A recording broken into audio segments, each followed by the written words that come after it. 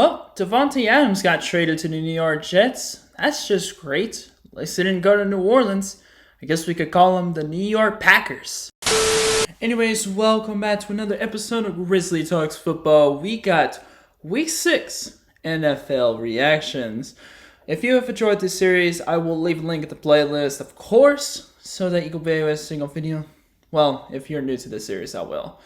So you're all caught up with every single episode I posted, and for future episodes when I post them. Anyways, be sure to hit the red subscribe button, hit the like, and also hit that bell so you don't miss a single video. Anyways, let's get straight to the NFL Finals. Kicking this off with the Thursday Night Football game where the 49ers beat the Seahawks 36-24. I guess it wasn't Purdy for Geno. That was a really bad joke. So Brock Purdy had 18 of 28, 255 yards and 3 touchdowns. Great game from him. But then there's Isaac Guerrero who had 10 carries and 99 yards. Jordan Mason got hurt with 9 carries for 73 yards. And the leader receiving was Debo with 100 yards and a receiving touchdown, with George Kittle logging 5 catches, 58 yards and 2 touchdowns. So Brandon Ayuk, fantasy owners, absolutely livid with a 2-catch 37 performance. Nothing too crazy happened, just a normal 1 sack and 2 pick game for the 49ers defense, with Fred Warner, Charles Lenoir, and Jair Brown having solid games in tackling. As far as the Seahawks, Geno Smith, like I said, did not have a very good game. 30 of 52 for 312 yards, a touchdown, and 2 picks, with the rushing game being absolutely abysmal except for Kenneth Walker's touchdown. Receiving was led by Tyler Lockett, who had 4 catches for 65 yards and a touchdown, but Noah Fant had 6 catches, 63. Jackson Smith and Jigba had 5 for 53. DK Metcalf fantasy owners are also in shambles with a 3-catch, 48 performance from him. And Kenneth Walker, thank goodness I had him because the rushing game was horrible, but he had 8 catches, which is 1 point per catch. So thanks, Kenneth. No sacks and no turnovers for Seattle's defense, but some solid games from Julian Love, Tyrell Johnson, and Devin Witherspoon tackling. All I gotta say is, good win, San Fran. I actually went 12-2 this week with only 2 games wrong. This was one of the games that I got wrong. Jacksonville gets absolutely crushed by Chicago, 35-16. Damn. The London Magic is dead, Jacksonville. Just accept it. Anyways, Trevor Lawrence had 23 of 35, 234 yards, 2 touchdowns, and a pick. Rushing game, absolutely atrocious. Receiving was led by Evan Engram, who had 10 catches for 100 yards, but don't get that 2 touchdown game for Gabe Davis twisted. He missed so many catches that he could have had. He has been absolutely non-existent all year, and now he wants to show up. So, Jacksonville defense actually was able to get 3 sacks in this game. 1 for Robinson Harris and Mason Smith. Andre Cisco got the only pick, and some solid numbers from Ventura Miller and Ronald Darby and Montero Brown, along with Devin Lloyd on tackling. And as for Chicago, Caleb Williams is looking better every single game. Like 23 of 29, 226 yards, 4 touchdowns and a pick. I mean, I was right when I said that he was going to have a good game. I just didn't think they were actually going to win. But DeAndre Swift with 91 yards as well, 5.4 yards a carry and a score. Receiving was led by Cole Kmet and Keenan Allen, 5 catches each, 100 yards, and 4 touchdowns between those two. Now Keenan Allen wants to show up? Chicago's defense had 4 sacks in this entire game.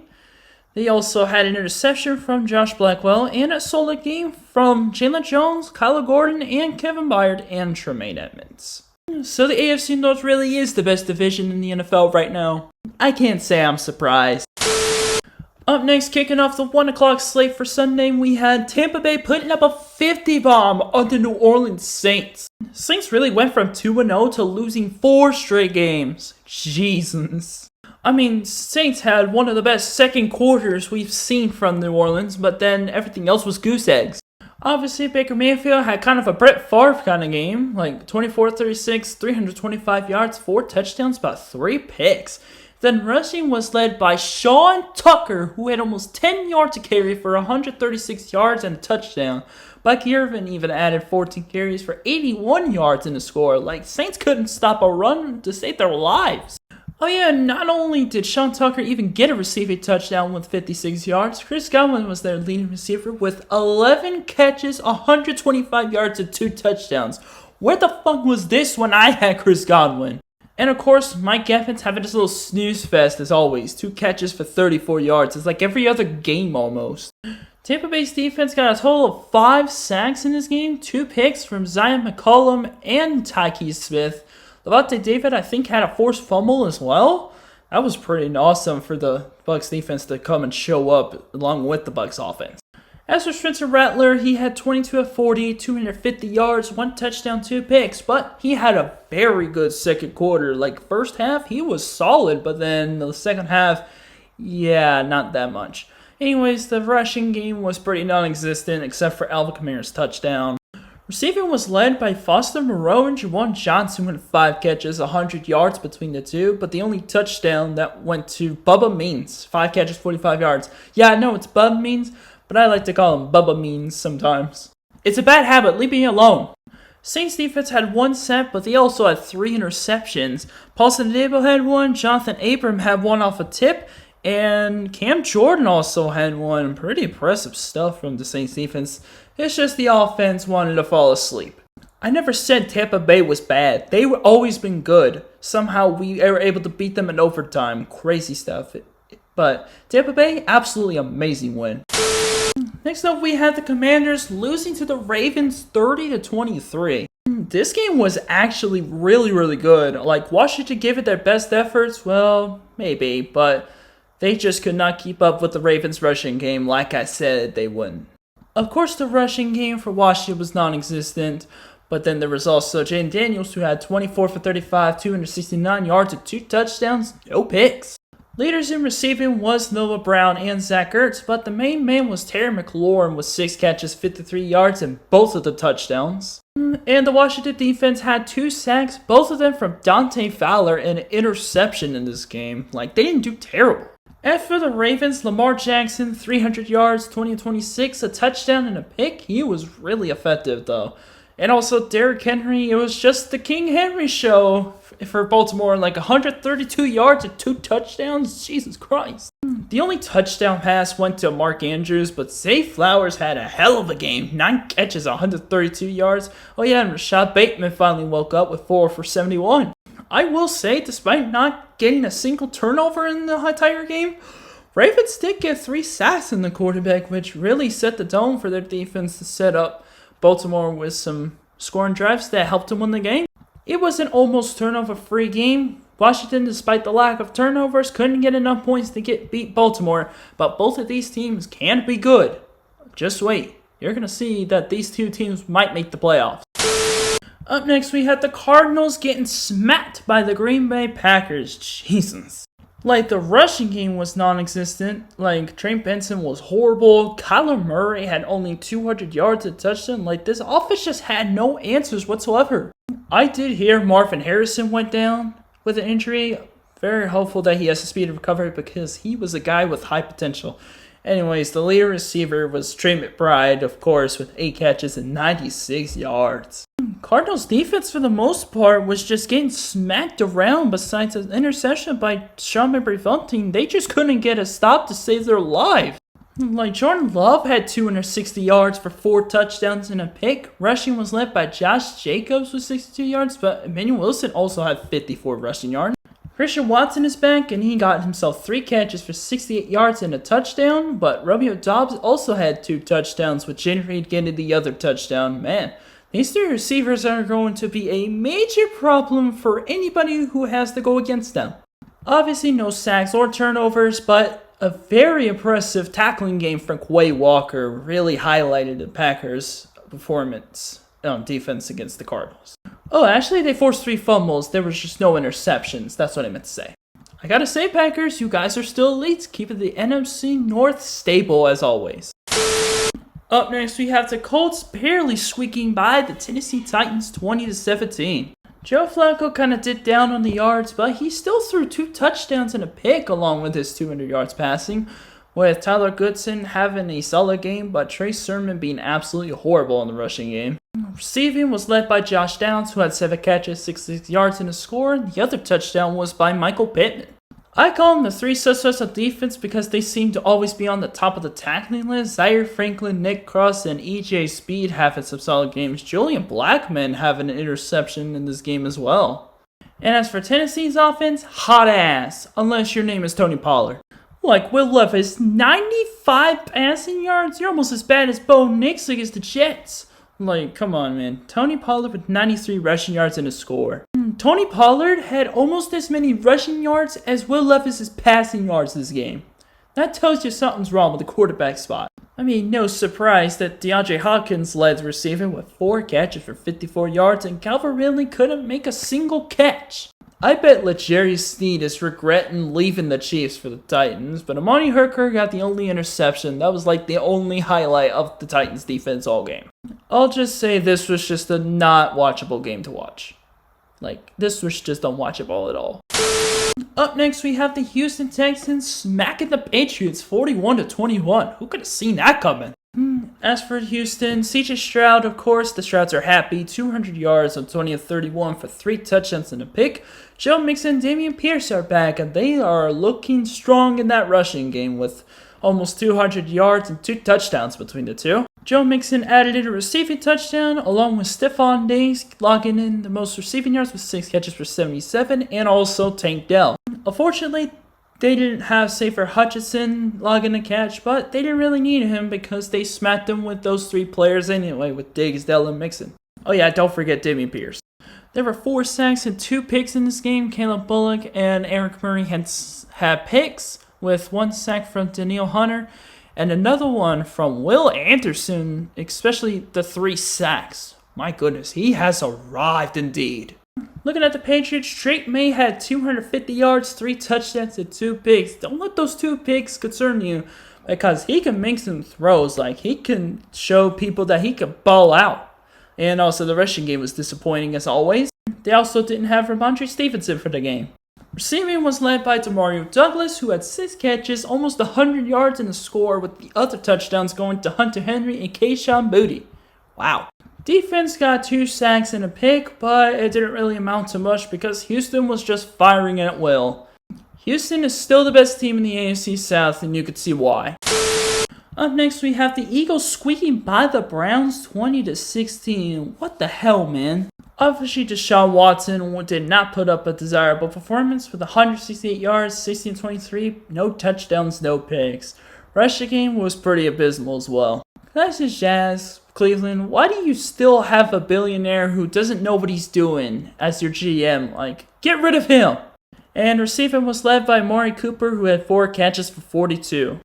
Like, defense played well with Owusu-Koramoah logging a sack, but man, the offense just has 0 heart, 0 drive. Like, they're feeble right now. Defense is struggling because the offense is as well. Don't let this 264-yard, 2-touchdown performance by Jalen Hurts fool you, because they had so many chances of getting points on the board, but they just could not do that because the Cleveland Browns defense was giving them so many chances. Oh yeah, and by the way, Saquon Barkley couldn't do much with 2.6 yards a carry. Like, rushing game was awful. I swear, they didn't have A.J. Brown or Devontae Smith, the Eagles would have lost this game 100%.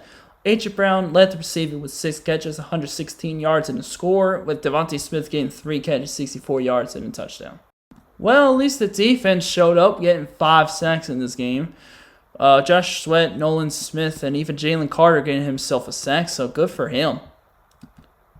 I wish I could count this both as a loss for both teams. Like, come on, nobody wanted to win this game at all. Kicking out the Sunday 4 o'clock slate, we had the Chargers beating the Broncos 23-16. It was 23-0 at one point, but then the Broncos waited until the 4th quarter to put some offensive points on the board, but by then it was just too fucking late. Justin Herbert on the day had 237 yards, a touchdown, no picks. Rushing game was led by, of course, the man, J.K. Dobbins, with 96 rushing yards and a score. And this is some random wide receiver core because this week, the leader receiving was Simi Fehoko. I think I definitely butchered that. But Kamani Vital from Troy got the only receiving touchdown in the game. Like, what happened to Quentin Johnston? Like, he just went right back down to the mantle on that one with 3 catches. And Eli McConkey, he did well as well. 4 catches for 43 yards in terms of Chargers receiver standards. Second most on the daggum team.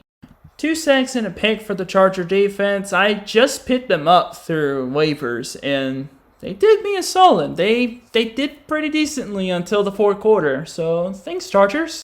As for Denver, Bo Nix had 216 yards, 2 touchdowns, and a pick. Not terrible, not great though. Bo Nix also had 6 carries for 61 yards. Yeah, I wish Chargers had a dual threat quarterback like that. Also now, Courtland Sutton wants to wake up with a touchdown. Troy Franklin had himself a touchdown as well. That connection is starting to build. And then the receiving leader was Devon Vele, who had 4 catches for 78. Broncos defense had themselves 3 sacks in the game. 11 tackles for Brandon Jones. Absolutely solid day, but of course, offense couldn't get any points until the fourth quarter. That sucks. Broncos, we all thought you were going to be here a lot sooner on the losing end. But the Chargers, that fourth quarter is not going to look good on film. I know Jim Harbaugh could do better than that. Up next, we had the Steelers discarding the Raiders 32-13. Damn. Raiders fans are in shambles already. Obviously, no passing touchdowns for Justin because they were running the ball a lot more often than people think. Like Justin Fields had himself 2 rushing touchdowns. Najee Harris had 100 yards and a score. And as it should be, the receiving corps was led by George Pickens, who had 3 catches, 53 yards. Unfortunately, no score for him. Don't let this stat line fool you. I mean, Dante Jackson got a pick, Cam Hayward had a sack, but TJ Watt also had 2 forced fumbles that helped the Steelers defense get the ball back for their offense to score some points. And as for the Raiders, we had Aiden O'Connell throwing 227 yards, a touchdown, and a pick. Mid. Rushing game was non-existent besides Alexander Madison with 33 yards and touchdown. And I saw Amir Abdullah had a fumble, so he's probably not going to play for the Raiders again. Besides Brock Bowers, who is showing that he could be a reliable, valuable asset to the Raiders, that the receiving corps was just non-existent. He had 9 catches for 71 yards, leading the entire team by a mile. No interceptions, but the Raiders defense had themselves 3 sacks, including Max Crosby, who I'm not sure if he got hurt or not, but he did get a half a sack with Diablo and Caleb Von Chasen having a sack each. Congrats, Steelers. You're 4-2, and I believe you are tied with the Ravens right now for the division lead. Job well done, Pittsburgh. Up next, we had my Falcons beating the Panthers 38-20. Rise up, Kirk O'Chains is still here. Kurt Tolbert is still relevant. Well, he did enough to get the win, but the rushing game was electric. Like, Kirk Cousins did enough to win. He had 225 yards, 19 of 30 for a touchdown. But the rushing game, Bijan with 95 yards and 2 touchdowns. Algier with 105 yards and a touchdown. Our 1,000-yard rusher is still him. He got 1,000 yards rushing as a rookie. That's what I mean by that.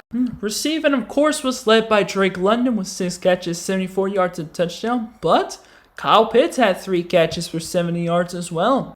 2 interceptions on the day with A.J. Terrell and Clark Phillips. Clark Phillips' interception was the one that sealed the game, and tackling was led by Mike freaking Hughes from UCF. Charge on, Knight!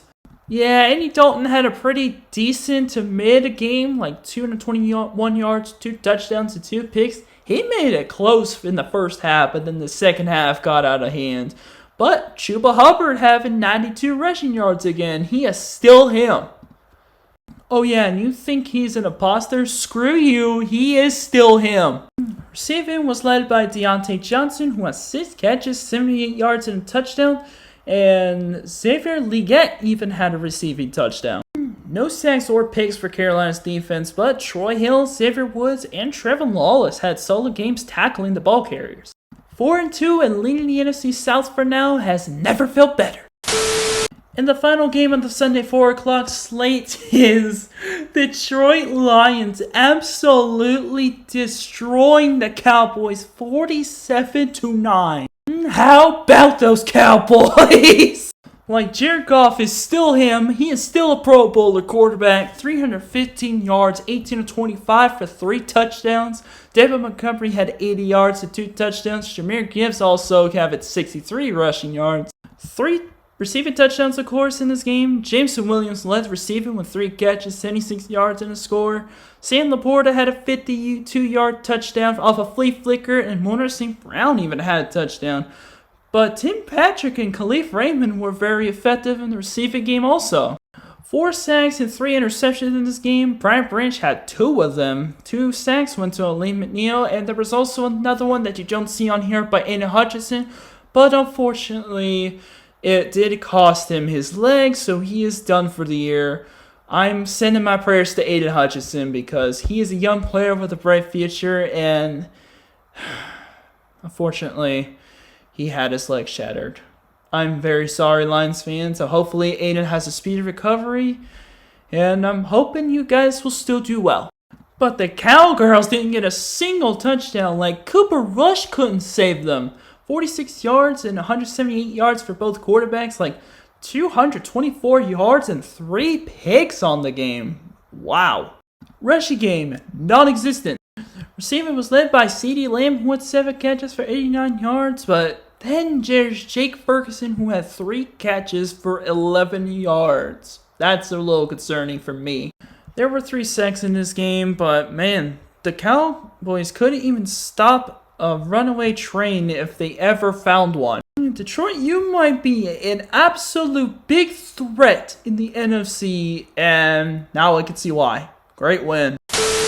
And now we have the Sunday night game between the Cincinnati Bengals and the Giants. It was a snooze fest. It was a defensive battle though, until, well, the fourth quarter. Bengals win 17-7.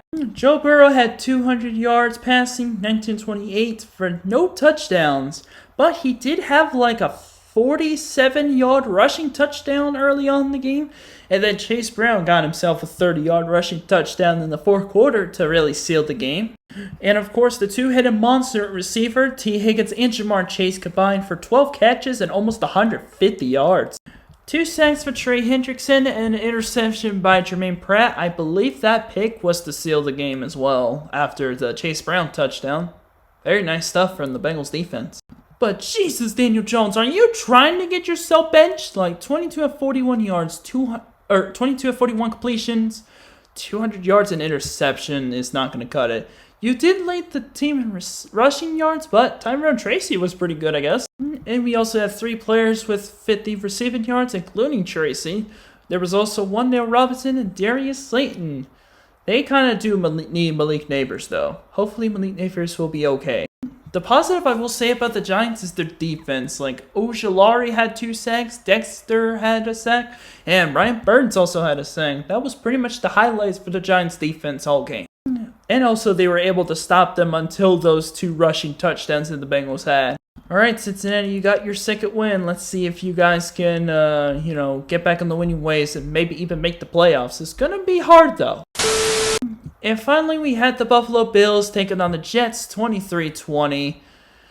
Yeah. This Monday night game, nobody can make a kick, like, near the end of the game. Josh Allen had a pretty solid game, 19-25 for 200 yards and 2 touchdowns, no interceptions. So, Tyler TNT, you missed that pick. And Ray Davis, out of nowhere, led the team in rushing with 97 yards. Oh yeah, and Josh Allen had a rushing touchdown, because why not? He even led the team in receiving with 55 yards. The touchdowns went to Dawson Knox and Mac Hollins. What? Dalton Kincaid had 6 catches for 51. 3 sacks and a pick by Taron Johnson in this game. 2 sacks from Epineza, replacing Von Miller, by the way. And Daquan Jones also had a sack, so great job, Buffalo defense. Maybe you don't need Von Miller after all.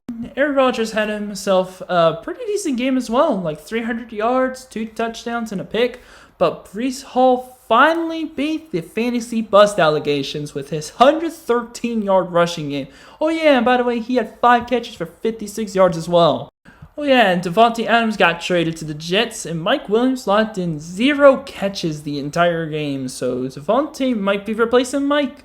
And also, 100-yard receivers were Garrett Wilson and Allen Lazard, who both had touchdowns. 2 sacks by Quentin Williams and Will McDonald, pretty much the highlights of the game. Jamie Sherwood had a song, and so did Ashley Davis and Tony Adams.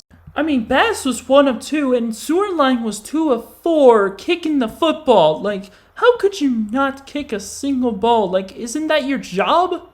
Buffalo, you got lucky there. You got lucky you got a kicker who can make a field goal when it comes clutch time. Ooh, that was a bad timing, wasn't it? My bad. Anyways, that is going to do it for Grizzly Talks Football. Once again, if you are new to this series, I'll make sure to leave a link to the description of the entire playlist so that you can watch every single episode so you're all caught up. And also be sure to hit the red subscribe button, hit the bell so you don't miss a video. Be sure if you like this episode, give it a like. I would really appreciate it. Anyways, I will see you in the next episode, Week 7 NFL predictions. Anyways, see you next time. Peace.